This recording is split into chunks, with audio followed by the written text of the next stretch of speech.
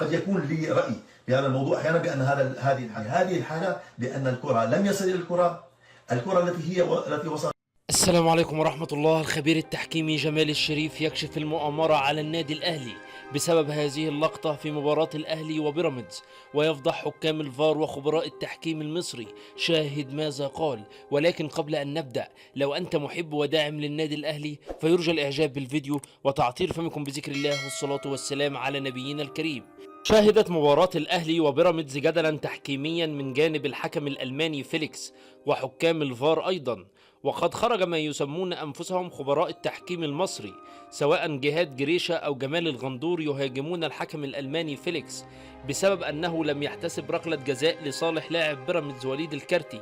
فقد دخل على الخط الخبير التحكيمي جمال الشريف وأدلى بتصريحات لقناة الدوري والكأس القطرية وقال: بصراحة حكام الفار هم السبب في إثارة الجدل في هذه المباراة بسبب استدعائهم للحكم الألماني فيليكس لمشاهدة اللقطة المثيرة للجدل لصالح بيراميدز. فهنا نشاهد سويا في هذه اللقطة أن مدافع الأهلي لم يرتكب أي خطأ أمام لاعب بيراميدز وليد الكارتي داخل منطقة جزاء الأهلي، فهذا احتكاك عادي في كرة القدم لا يصل للخطأ. وهنا في هذه اللقطة لا توجد أي ركلة جزاء إطلاقا، بالعكس لاعب بيراميدز هو من ادعى السقوط والتمثيل للحصول على ركلة جزاء.